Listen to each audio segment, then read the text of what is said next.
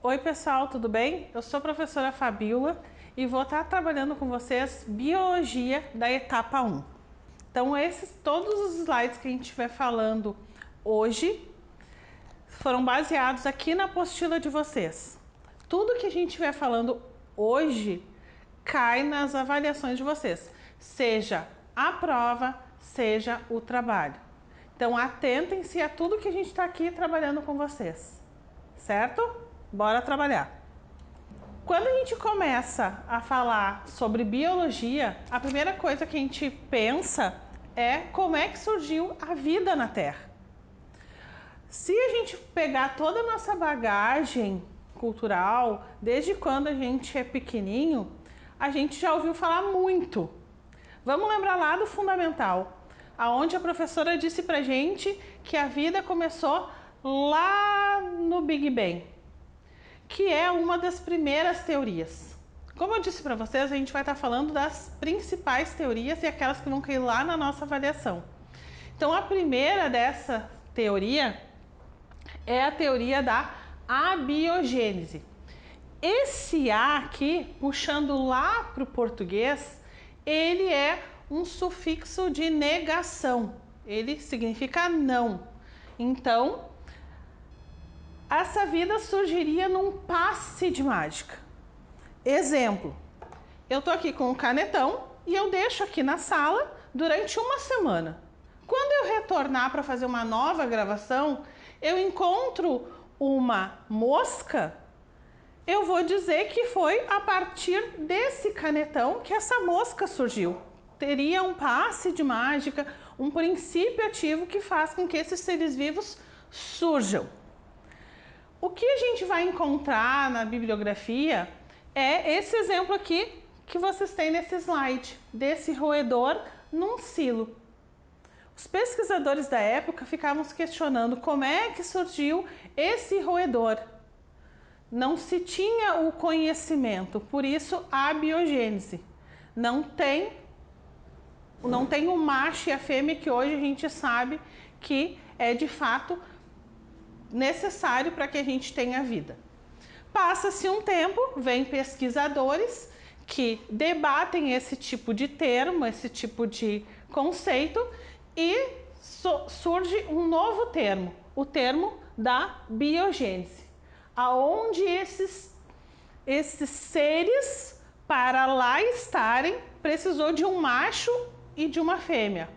Ou no caso lá da minhoca, que a gente vai ver lá na etapa 2 dos anelídeos, um ser hermafrodita que tem os dois sexos. Daí a gente tem os seres que a gente vê populando todo o nosso planeta. No slide de vocês, vocês têm duas figuras que também constam na nossa apostila.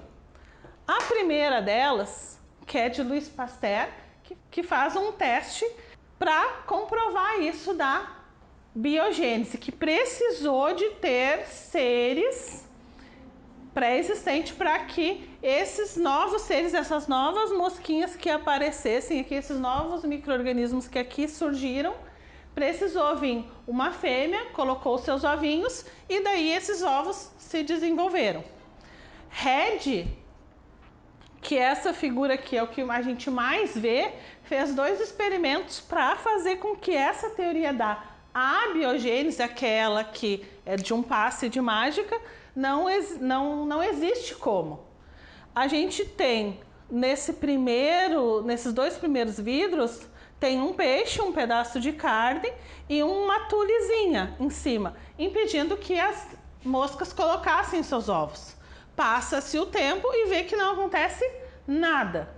Ao contrário da outra, que tá aberto ali e vem a mosca, coloca os ovos e depois de um tempo vem novos indivíduos, certo?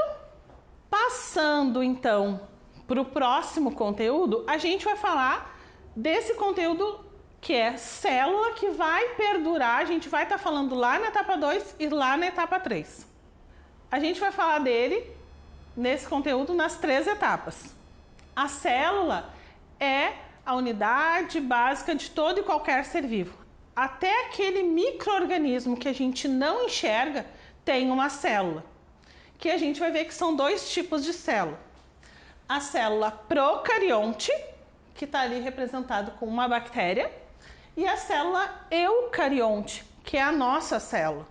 Inclusive, eucarionte, para vocês não esquecerem, eu sou assim, vocês são assim. Assim é a nossa célula, com o nosso DNA protegido por uma membrana. E isso é o que nos diferencia dos seres procariontes. Aqui nesse slide, a gente tem os 4 itens principais das células, seja célula animal, seja célula vegetal.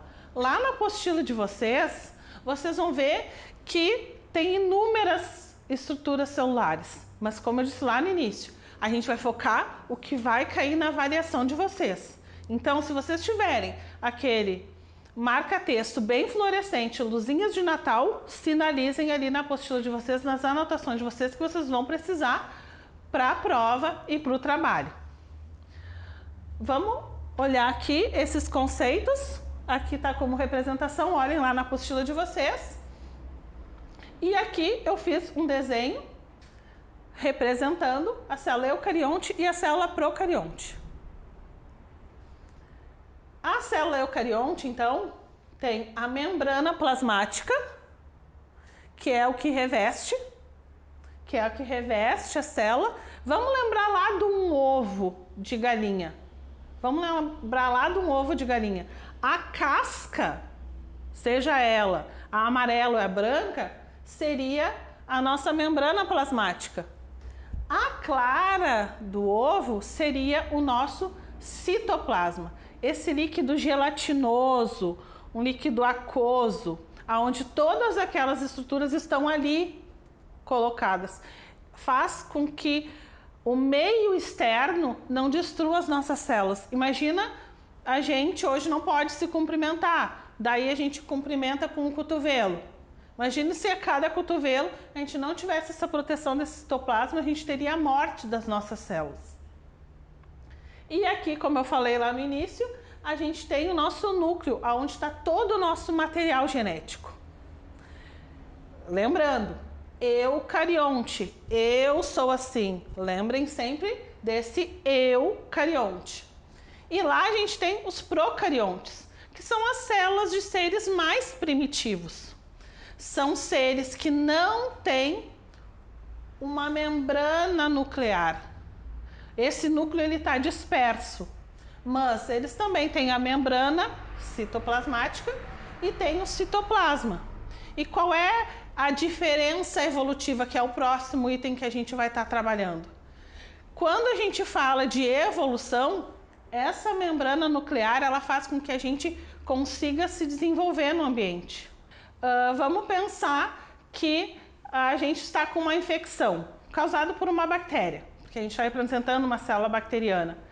Essa célula bacteriana, ela vai ser esse antibiótico vai conseguir chegar mais facilmente, por isso que o médico lá diz pra gente toma lá durante 10 dias aquele antibiótico, para que consiga facilmente eliminar esse indivíduo, porque sem DNA não existe indivíduo, certo?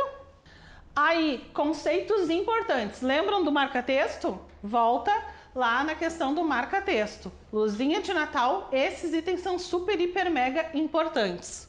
Então, procariontes são seres primitivos que não têm a membrana nuclear, esse núcleo está disperso, esse DNA está disperso na célula. E eucariontes, eu sou assim, o meu núcleo está protegido por uma membrana. Unicelulares, está bem destacado aqui até para vocês, uma única célula. Pluricelulares, muitas células. Autótrofos, sozinho, consegue sozinho obter a sua alimentação. Heterótrofos, eles têm diferente, têm uma alimentação diferente, eles têm que ir atrás do seu alimento, somos nós. A gente não consegue o nosso alimento, ou a gente tem que comprar ou a gente tem que plantar. Diferente lá da planta que a gente coloca ela lá no jardim e sozinha ela consegue se desenvolver. Claro, a gente vai adubar o solo, a gente vai regar ela, mas ela não precisa estar indo até o mercado comprar o seu alimento ou plantando o seu próprio alimento. E outros 2 itens importantes: reprodução sexuada, quando tem troca de genes, quando a gente está falando de óvulo e espermatozoide, e reprodução assexuada. Lembram da abiogênese? O A não tem troca de genes. Então a gente está falando de um indivíduo, como aquela bactéria lá da célula procarionte, que sozinha se divide e tem mais outros seres. A gente vai passar agora para um outro item, que a gente está falando da biodiversidade e da evolução. Então aqui, ó, que eu tinha falado para vocês lá da teoria do Big Bang, começa a união desses átomos e começa ao desenvolvimento dos seres até toda a população do globo. E este carinha aqui é o Charles Darwin, que ele começou a observar que a gente tem seres diferentes em locais diversos do globo. E ele chegou à conclusão, através das suas pesquisas, que os seres vivos são selecionados e evoluem conforme o ambiente em que a gente vive. E isso a gente vê hoje. A gente está sendo selecionado pelo meio ambiente, na situação que hoje nós estamos. O meio ambiente está selecionando aqueles mais aptos. Detalhe, isso vocês levem para avaliação e levem para a vida de vocês. Ser mais apto não significa ser mais forte. Isso é o que diz Charles Darwin e é o que a gente vê hoje na situação que a gente se encontra no planeta. Quando a gente fala de cadeia e teia alimentar, eu coloquei aqui para nós uma cadeia alimentar terrestre e uma aquática. A gente está falando de seres que estão em busca do seu alimento. A cadeia alimentar, a gente está falando num fluxo direto. O ratinho come os grãos de milho, que por sua vez é comido por uma cobra, e essa cobra, por sua vez, é comida por uma coruja. Aqui não está representado os seres decompositores, mas eles estão ali, porque qualquer um desses animais aqui morrendo vai ter que ter ação desses decompositores. A mesma coisa acontece numa cadeia alimentar aquática, onde o camarão come fitoplâncton, que são aquelas algas que vão lá no verão, que a gente sai com uns dreadzinhos no mar, na praia, sai com aqueles dreadzinhos, é fitoplâncton. Quando a gente tem uma matéria orgânica muito grande, que a gente sabe que no litoral, época de veraneio, tem muitos dejetos sendo lançados ao mar, esse fitoplâncton aumenta em grande quantidade. E o camarão consome. O pinguim vai comer esse camarão. E, por sua vez, a foca vai comer ele, vai predar. A gente está falando isso daí de uma das relações das cadeias alimentares. Como eu disse para vocês, é um fluxo direto. Diferente lá da teia alimentar, aonde a gente vai ter todos os seres envolvidos. Teia, tá todo mundo envolvido. Como a gente pode ver aqui, ó, a gente tem um alface que é comido pelo rato, que é comido pelo coelho, que é comido pela zebra, a coruja que pode comer o rato, que pode ser comida pela cobra e assim por diante. É toda essa maçaroca alimentar. A gente não está focando só naqueles 4 seres dessa cadeia alimentar. E daí, como eu estava falando para vocês, a gente está falando de níveis tróficos. A gente vai ter os produtores, que antes a gente estava falando dos autótrofos, que são aqueles que produzem o seu próprio alimento. Então eles vão estar sempre na base alimentar, sempre vão estar na base, que é onde a gente vai conseguir buscar. E daí, conforme esse nível, a gente vai ter os primários, os secundários, os terciários, quaternários e assim por diante. Então aqui a gente tem o ratinho que vai ser o consumidor primário, que vai ser o primeiro que vai comer o milho. Já a coruja vai ser consumidora terciária, porque nessa cadeia alimentar ela é a terceira a comer, a obter o seu alimento. Vai comer pela terceira vez nesses níveis. Assim como acontece aqui nessa teia alimentar que a gente tinha conversado antes, que é esse enredar. E como eu disse antes para vocês, tem os decompositores quando algum desses vier a morrer. Finalizando, a gente não tem como deixar de falar do desequilíbrio do ambiente, aonde a gente vai ter uma poluição do ar que está cada dia mais avançando. A chuva ácida, se vocês lembrarem, aquela grade galvanizada, a gente não consegue mais ter ela mais, por mais cara que ela seja, ela vai sofrer depois de um tempo a ação da chuva e ela vai enferrujar, ela vai começar a ter pontos mesmo que mínimos. Se vocês irem para as redes, a gente vai ver que tem muitas estátuas, monumentos que estão sofrendo com essa ação por conta dessa poluição e estão perdendo a sua característica em virtude desta poluição.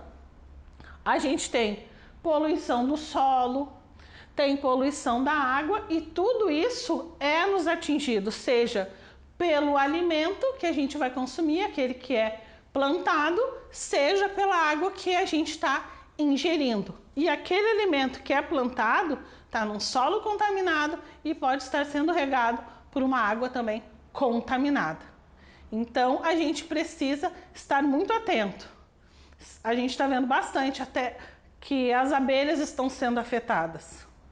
Elas estão nos dando dicas disso, assim como o nosso corpo também está dando sinais desse desequilíbrio. Era isso por hoje na etapa 1. Vai ficar tudo bem. Em breve a gente vai se reencontrar e cuide-se. Vocês, a todos nós e até breve.